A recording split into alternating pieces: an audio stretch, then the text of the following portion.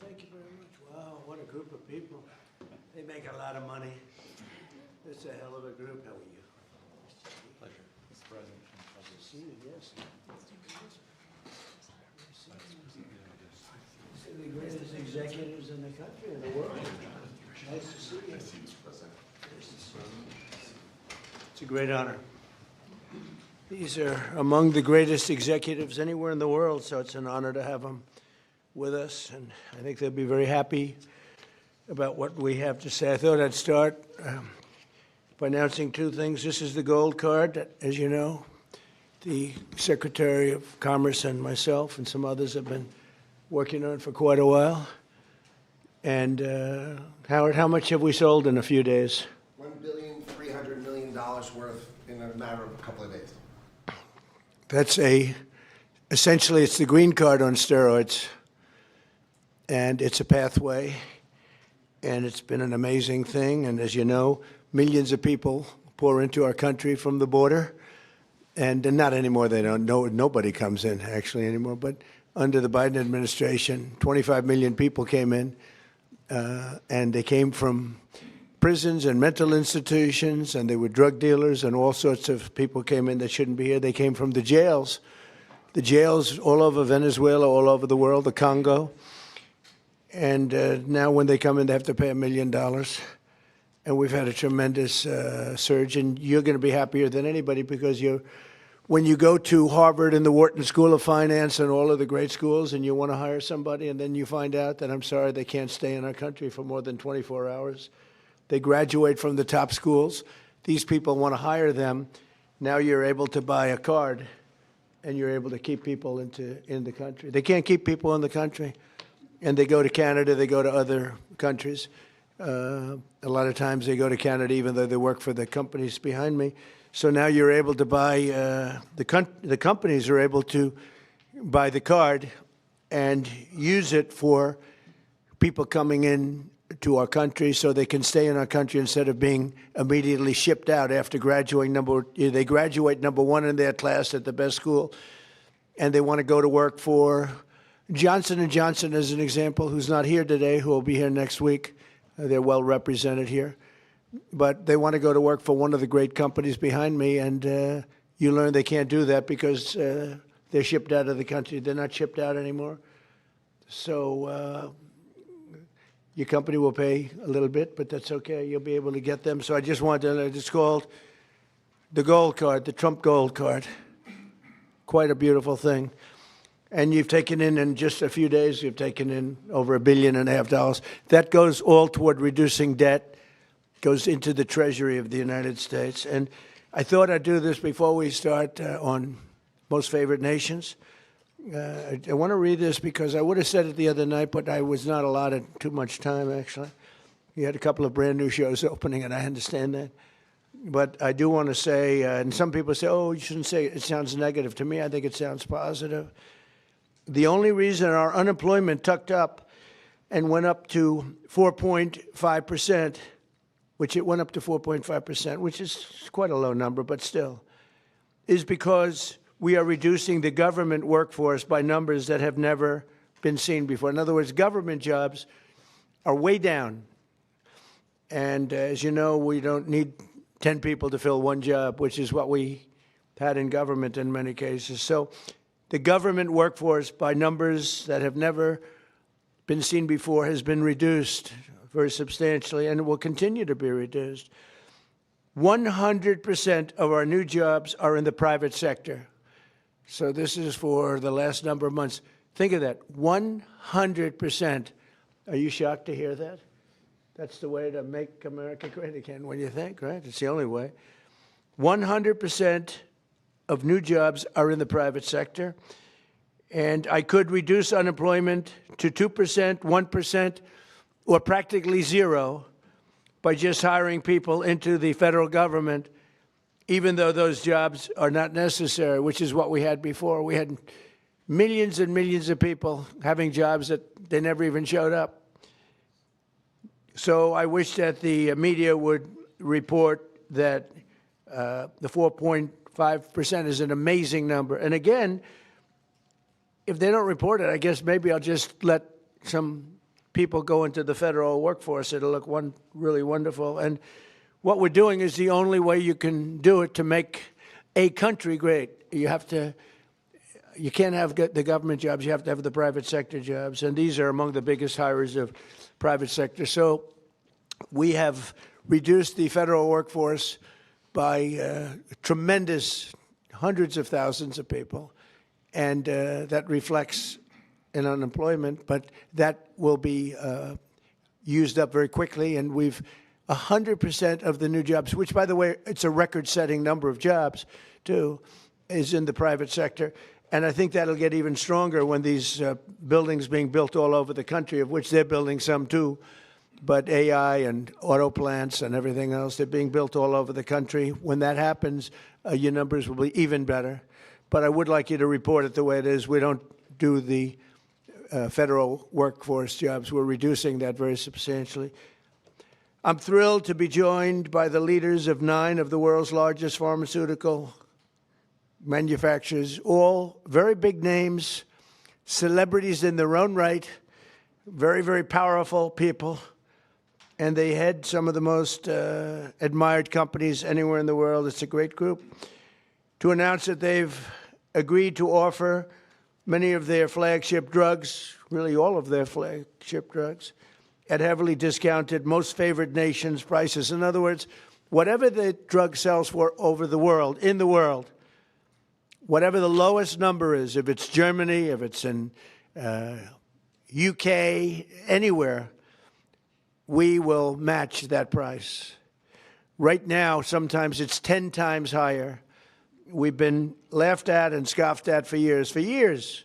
In fact, I was going to do it in my first term, but unfortunately, with the advent of COVID, as you would say, it was not, I don't think it was a very good time to be hitting up Spain, Italy, France, but now we're doing it. So the hardest thing to do was going to be to get a country to do it, because we would have a pill in New York that was for sale for $130, and you could buy it in Germany and France and Spain and someplace anyways. They set their own prices for $10. So we'd pay 10 or 13 times more, pay 5 times more, pay all different prices. Now, whatever the lowest price is. Now, the pharmaceutical companies were difficult, but they also love our country. They knew it was unfair. And they were great. I appreciate it. But the bigger problem was going to be the countries. How are you going to get the countries to do it? And we told them, if you don't do it, we're going to have to use tariffs, and we're going to charge you a 10% tariff, which is far more money than the money we're talking about. And they immediately agreed to do it. So we have all the foreign countries agreeing to do it. If we didn't have the use of tariffs, we would never be able to do this. But we used tariff, and they said, is it a threat? I said, yes, it is a threat. And they said, we will do it. And they dropped the price. So what's happening, because the world is bigger than the United States in terms of people, that same pill would go from $10 to $20 for them, which is an increase, but it wouldn't go to, midway. But it would go from $10 to $20. Ours would go from $130 to $20. So we dropped way down. They went up a little bit. And everyone knows it's the way it is. They, for years, would just say, no, as medicine got more expensive for us, it would stay. They said, nope, you can't sell it in this country. Let the United States pay. And we had other presidents, all of them, said, okay, we'll pay. So we were subsidizing the entire world. We're not doing it anymore. This is the biggest thing having to do with drugs in the history of the purchase of drugs. And I don't think the maybe press will treat it as a story. This is the biggest front page story that you'll ever see. This is a huge bearing, too, on the healthcare, because a big part of healthcare is drugs, pharmaceuticals, right, Oz? And this will have a tremendous impact on the reduction of healthcare. The biggest impact is going to be that the money should be paid not to the insurance companies, directly to the people, and the people will buy their own healthcare. So we're going to be working that. The problem is that the Democrats are very much controlled by the insurance companies that make all that money, but we're not going to let that happen. Starting next year, American drug prices will come down fast and furious. and will soon be among the lowest in the developed world. So in other words, whatever the lowest price for a certain drug, of which these companies make much of it, whatever the lowest price is, that price will come down to that price. So we will get the lowest price anywhere in the world. If they're lower in England than they are in Germany, we take the England price. As of today, 14 out of 17 largest pharmaceutical companies have now agreed. 14 out of 17. Oh, those three they're in deep trouble. But actually, they've agreed because I think those three companies are coming in at a different time next week. So they've agreed. Johnson & Johnson is one of them, right? After the holidays. Why? They couldn't do it faster? No, we're going to be talking about Trump RX. Oh, okay. Trump RX. Trump RX is doing well. As of today, 14 out of the 17 largest pharmaceutical companies, but they've all agreed, have now agreed to drastically lower drug prices for their American patients, for the American people and patients. This represents the greatest victory for patient affordability in the history of American health care by far, and every single American will benefit. So this is the biggest thing ever to happen on drug pricing and on health care. This will have a tremendous impact on health care itself. I want to thank Sanofi CEO Paul Hudson. Paul? Hi, Paul. I hope they have you in some order. I'll be checking. Alphabetical, yes, but. Okay, well, we'll do the best we can. Thank you, Paul. Great company, by the way. Novartis CEO Vas Narasimhan. Thank you very much, Vas. Great job. Genentech CEO Ashley Megaragri. Where are you, Ashley? How are you? Hi. Thank you very much. Great companies. Behringer Ingelheim President John Michael Bors. John Michael, thank you very much. Gilead CEO Dan O'Day. Dan? Thank you, Dan. Great job. That's a good company. Bristol Myers Squibb Executive Vice President Carrie Gallman. Carrie? Thank you. Thank you very much. GSK CEO Emma Wormsley. Emma? Thank you very much, Emma. Great job. Merck CEO Rob Davis. Great company. Thank you. Great company. How long have you been CEO? Almost 5 years. Very good. You're doing a good job. And Amgen Executive Vice President and CFO Peter Griffith. Peter? Thank you, Peter, very much. Thank you very much. You okay? Fake news. We want you to be healthy. Are you all right? The camera's not okay, but she's okay. That's more important. We have good medicine for you. If you need some medicine, one of them can take good care of it.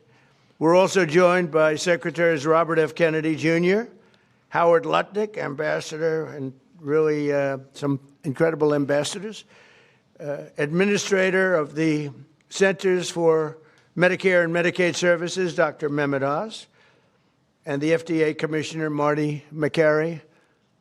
They're doing a phenomenal job. Thank you. Thank you, fellas. Good job. For decades, Americans have been forced to pay the highest prices in the world for prescription drugs by far, not just a little bit. We were like a whipping post, the United States, and it's just been 4% of the world's population. We have 4% of the world's population, and consumers pay only 13% of all prescription drugs, yet pharmaceutical companies make 75% of their profits. Think of that. So we have 4% of the population, 13% of prescription drugs, and yet the people behind me, who are wonderful people, make 75% of their profits from the American customer. So they understood that better than anybody, that we have to do something. That's why I signed an executive order instructing my administration to do everything in its power to slash prescription drug prices for Americans while getting other countries to pay more. And we don't want more. We want this fair. We want to pay the same thing. They used to blame it, remember, on research and development. And I said, well, research and development for everybody. And everybody understood it. As a result, the United Kingdom's National Health Service agreed to pay the fair share for prescription drugs for the first time in 26 years. And we expect other countries in Europe will do the same. And if they don't, we're going to put tariffs on them, and we'll get the same amount of money, plus we'll take a nice return on the money.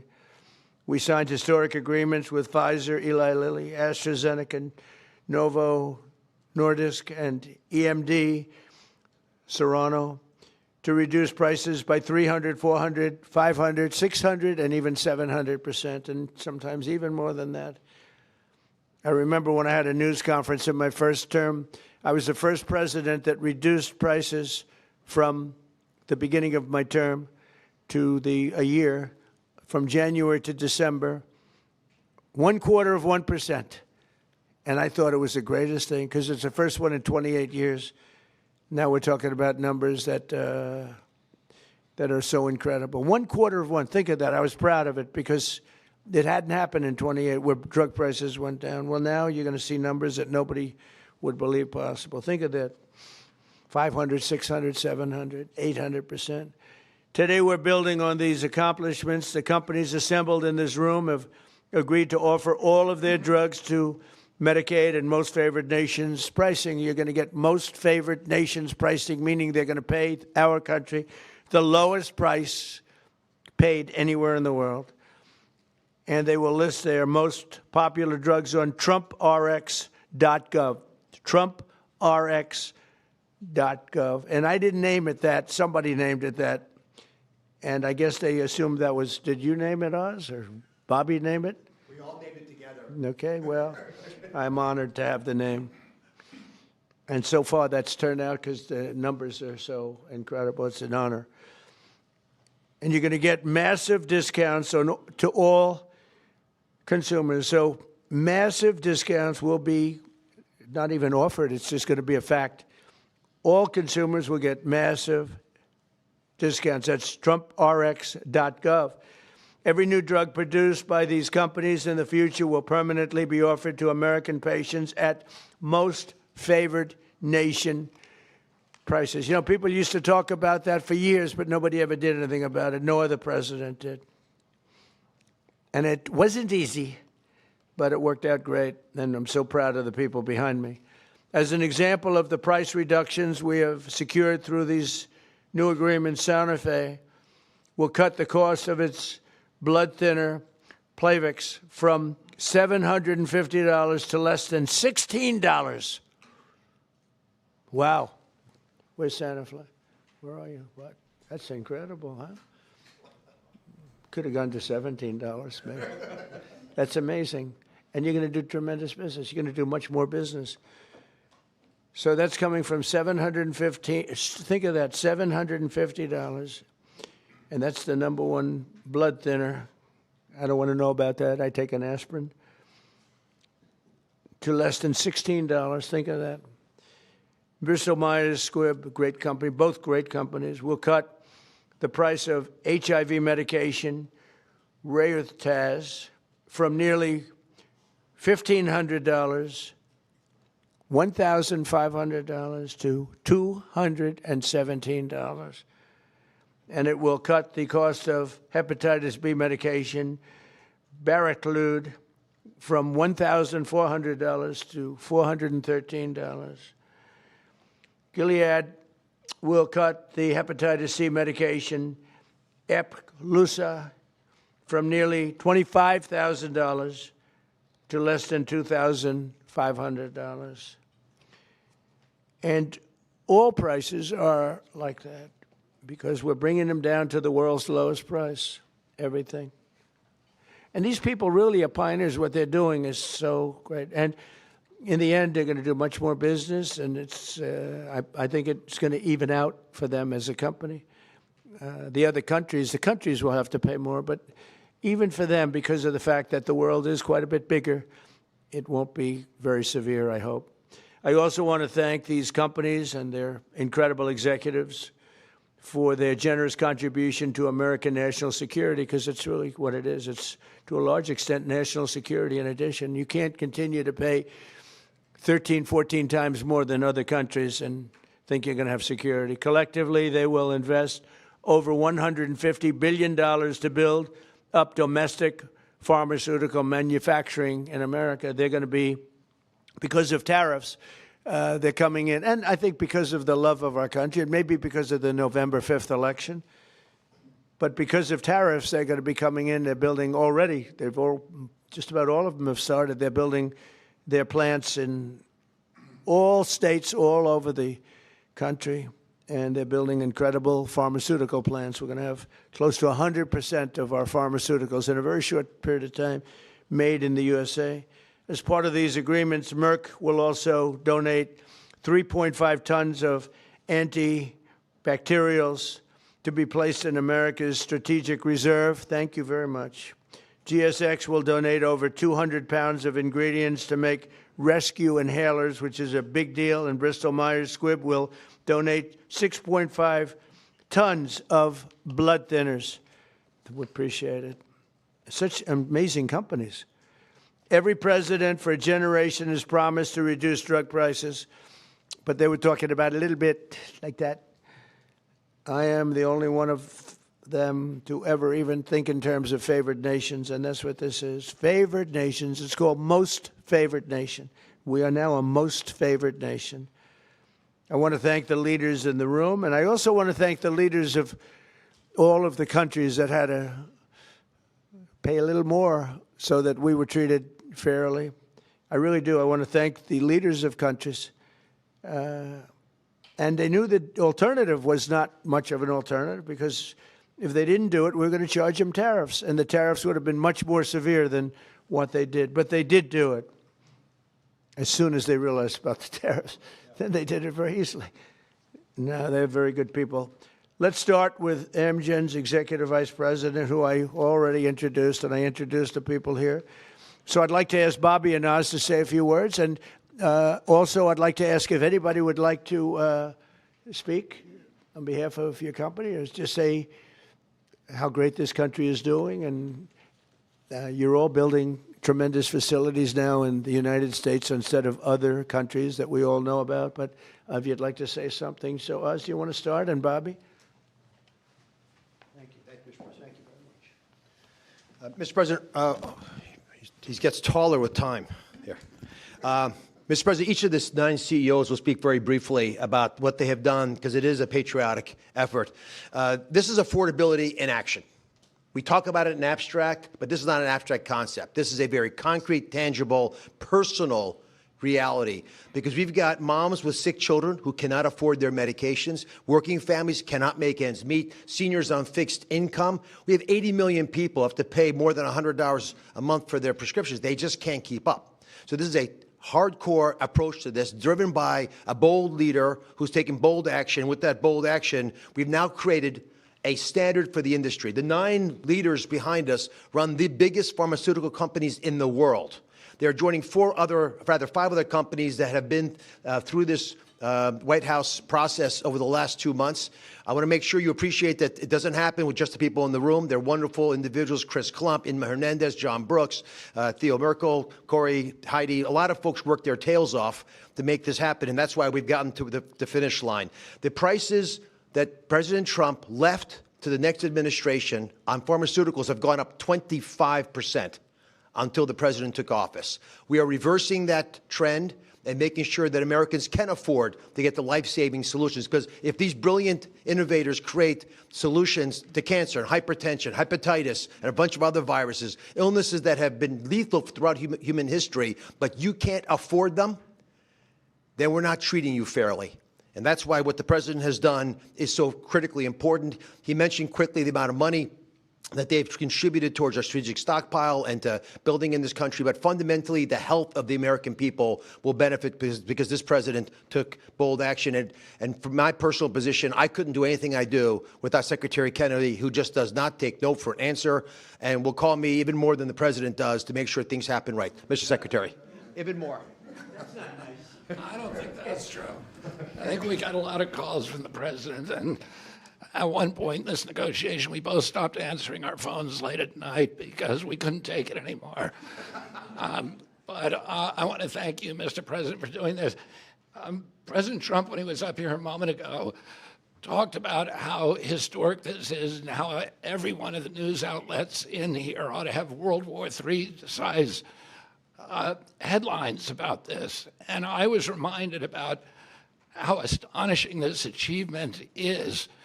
A couple of days ago, when one of my sons, 29 years old, very, very left-wing Democrat, and disagrees with a lot of the policies of this administration, he called me and he said, "Dad, I want to tell you how proud I am about this. This is the best achievement that could happen to our country." This is something Bernie Sanders has been clamoring for 25 years. Elizabeth Warren has been clamoring for. Joe Biden promised the American people. President Obama, President Clinton all promised to do this for the American people. All of them expressed their outrage, their indignation that we are paying 1/10 in some cases the price of drugs that they're selling in Europe. We developed them here. We manufactured some of them in New Jersey. We were paying $1,300 for a drug manufactured in New Jersey. The same drug manufactured in the same plant was being sold for $88 in London. And everybody recognized how unfair this was. We were paying for all the innovation in this country. And yet, the rest of the world was free riding on it. And President Trump told me and Dr. Oz at the beginning of this term, this is what I want you to do. And he leaned on us. I think both of us were very skeptical at that point that it could be done.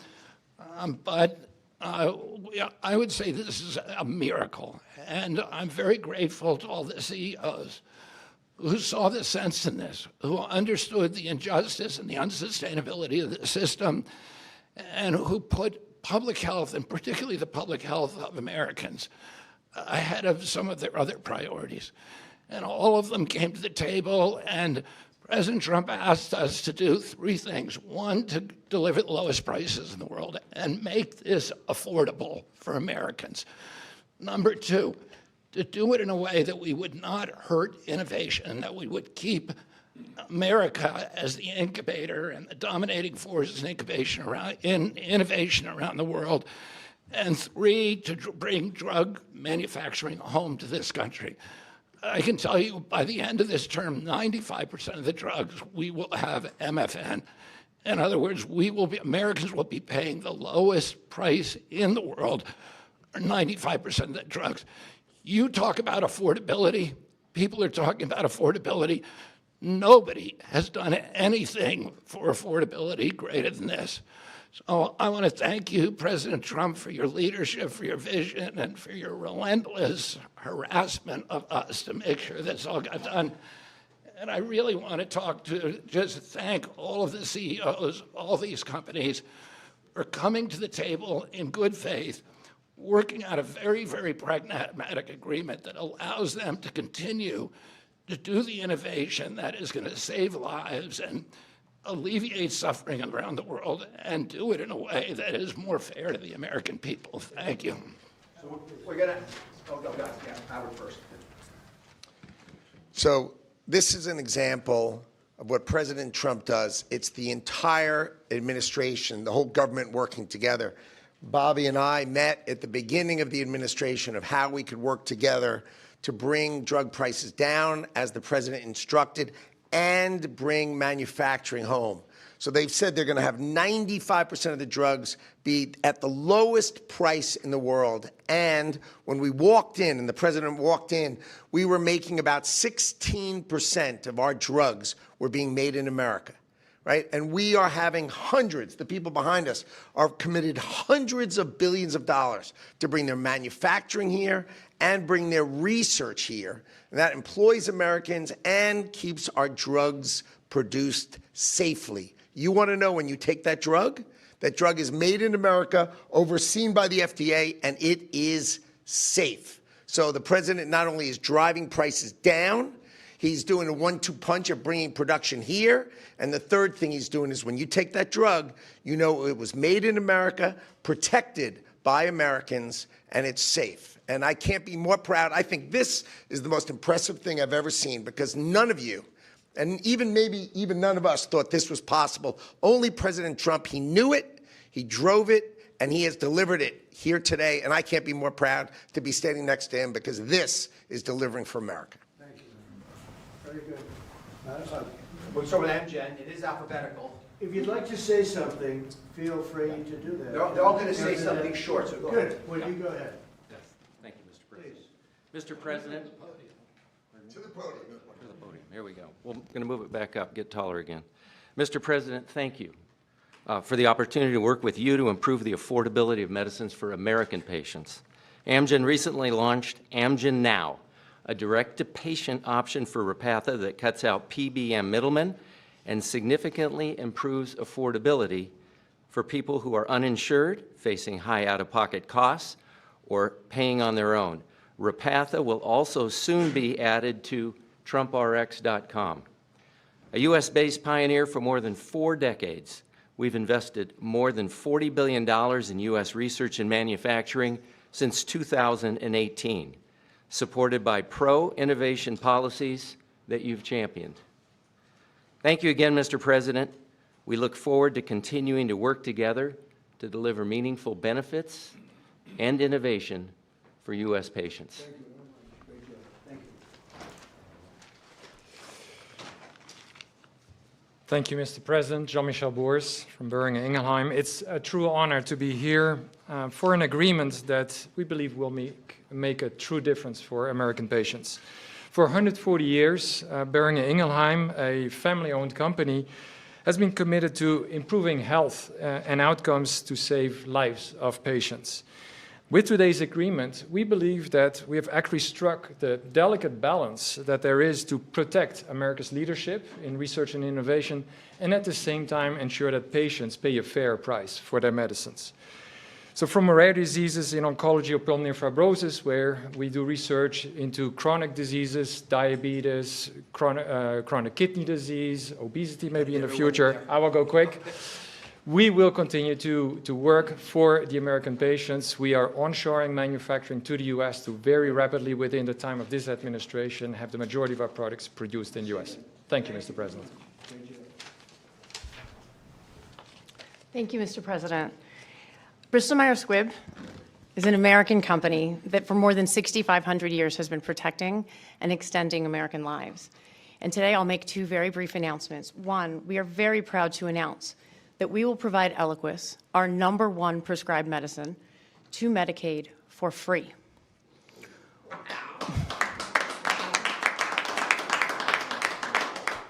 We're also answering the administration's calls, as the President said, to shore up the national medicine reserves by donating more than 6.5 tons of Eliquis.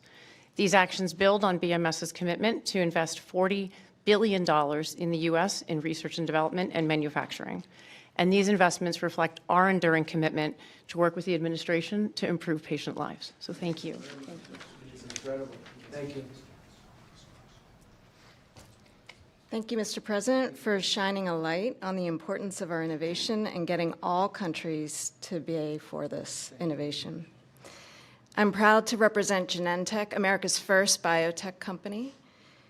We are offering our flu medicine, which is very important this year given the severity of the flu, Xofluza, for $50 direct to patients, and that's a 70% price reduction, and that also will be available on TrumpRx. We're also very proud of our $50 billion investment in U.S. manufacturing and new research labs. Our new facility in North Carolina will bring 11,000 jobs to America. These are important steps forward for Americans and also for patients. Thank you very much. I saw your rendering. It's beautiful, what you're building. Thank you very much. Thank you, Mr. President, to you and the administration. I think this objective of achieving the commitment to affordability and future innovation is extraordinary. And let me just say that the company I represent, Gilead Sciences, the scientists reach for cures every day. In fact, they've come up with medicines that have cured both certain forms of hepatitis and also certain forms of blood cancer. And we just recently launched a new medicine that's only given twice a year to prevent HIV. And we're working with Secretary Kennedy and his entire team, as well as the State Department, as a part of your ex-US strategy to support ending the epidemic really during your term. And so we look forward to working with you on that. I've never been more optimistic about the innovation that exists across these companies and the impact this can have on America's health and economy. Thank you very much. Well, with HIV. Yeah, it literally prevents HIV almost 100% given twice a year. And so the America First State Department strategy, we've partnered with them, and we're also partnering with Secretary Kennedy and his team. Thank you very much. Thank you very much. GSK cares deeply about improving the affordability of medicines, which is why today we're announcing for the 40 million Americans who live with asthma or COPD, we're going to be significantly lowering the cost of the medicines they rely on to breathe more easily every day. We're going to be going direct on 8 of our core medicines with deep discounts, and we're investing in American health security by donating the ingredients that go into rescue inhalers like this one so that people can access them when they need them. This triple win is on top of our commitment to invest $30 billion in American manufacturing, American research, American technology, and American talent. And all of this to do the right thing for American patients, whether that's John in North Carolina, who says he can now visit with his granddaughters without worrying whether will have to struggle for breath, or Marsha in Kentucky, who says if her asthma inhaler is cheaper, she can properly celebrate with her family this holidays. Mr. President, thank you so much for your ambition for American patients and for the partnership of all of your team so we get ahead of disease together. Thank you very much. Very much. Great company. Mr. President, as the others have said, I just want to say thank you for your leadership. I reflect on your goal of driving affordability and access to Americans, but equally getting prices up outside the United States, and we're 100% supportive of your actions. As many of the colleagues have talked about, I represent Merck, and we also are looking to what we can do on TrumpRx.gov. In addition to bringing in our diabetes drugs, one of the things I just wanted to highlight, we have a novel oral cardiovascular drug, which has an opportunity to meaningfully lower LDL and really still go after what is the leading cause of death in the United States, which is cardiovascular disease, kills 1 million people in the United States annually. And thanks to TrumpRx.com, you will not only be able to get this pill and have an easy-to-take pill, but it'll be easy to get and it'll be affordable. So I appreciate your leadership and look forward to continuing to partner with you. Thank you. Great company. Thank you very much. Mr. President, my name is Vas Narasimhan, CEO of Novartis. Novartis is a 250-year-old company, and today we're the global leader in bringing advanced technologies to patients in the United States around the world, technologies like radioligand therapies and cell and gene therapies. What I want to highlight to you is we're bringing the manufacturing of these technologies to the United States now. We've committed to build 9 new facilities. 7 of them we already have a groundbreaking for. Dr. Makari was with me in North Carolina. We were opening up 4 new plants. Our plan is to scale manufacturing here and ensure all our critical medicines, including these most advanced technologies, are made here in the United States for U.S. patients. Thank you very much. So first of all, thank you, Mr. President. I think you've convened on an extremely important subject and made more progress than perhaps anybody ever thought was frankly possible. For Sanofi, this is another day to reaffirm our commitment to patients, our unwavering support to trying to do the right thing to help patients get better outcomes. But simply, affordability has been at the heart of that for a very long time. Having concluded this contract with the President and the administration, we find ourselves able, as a joint effort, to go further than we ever thought was possible. And that's kudos to you and for what you have done. Improving affordability and preserving innovation and rewarding innovation is a very difficult balance to take. I think we feel the negotiations and the conversations have had the patient at the center throughout the entire time, as difficult as it may have been on occasions. I think what many can learn from the way this was handled, put simply, is that when you bring industry and you bring government together with the spirit of doing the right thing for patients, it is almost limitless what can be achieved. So on behalf of Sanofi, I'd like to thank you, Mr. President, and the team for what has been simply an incredible amount of progress. Thank you. Thank you very much. Appreciate it. So, as I watch, these are the greatest business leaders, and they're beyond that. Many are doctors, and they ended up running the biggest businesses in the country. But you've done so much, and you made it a lot easier than we thought it would be. You were just, you understood to do the right thing. And as I was watching, and I know all of them, not personally, a couple of them personally, but I know them all through reading lots of business magazines and other magazines and newspapers. These are highly respected people. And I said to myself, look at what they've done. They've done something that, and as you said, something that you never thought was possible to get done. Most people thought for the United States to have favored nations where we have the lowest drug price in the world is unthinkable. And I said to myself, we have a thing called the Unaffordable Care Act. It's unaffordable because the insurance companies make so much money, and the insurance companies totally control the Democrats. And I said to myself, standing watching these great leaders, and we have 4 other leaders coming in, Johnson & Johnson and 4 other very big companies, actually, very great companies. They've all agreed, and they'll be coming in next week, and we appreciate them too. But they've agreed to the same thing, lowest price anywhere in the world. I said, I think that the insurance companies, we should have a meeting and we should talk to them. Because I would say that maybe with one talk, they would be willing to cut their prices by 50, 60, or 70%. They've made a fortune. They've had stock prices that have gone up 13, 14, 15, 16, 17, and even 18. Think of this. They went up 1,800%. One of them went up. Numbers that nobody's ever seen before. A nice return, not a 2%, an 1,800% return. One went up more than that. Therefore, there's a lot of fat that can be cut. And I'd like to announce here, this is just an idea that I had standing here, watching these great leaders saying that we're going to have the lowest prices anywhere in the world, something that nobody would have thought possible.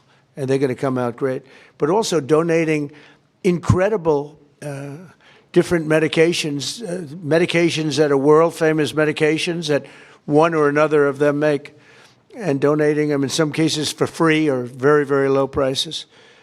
And I said, I'll bet you if I called a meeting of the insurance companies, the companies that are involved with healthcare costs, I would be willing to bet, I think, that they would reduce their prices very, very substantially. We could have fair health care in the country. Now, my initial thought, and this is what I want to do as of right now, this is the alternative, is that all of the billions and billions, ultimately trillions and trillions of dollars that's paid to these companies, we're going to pay directly to the people.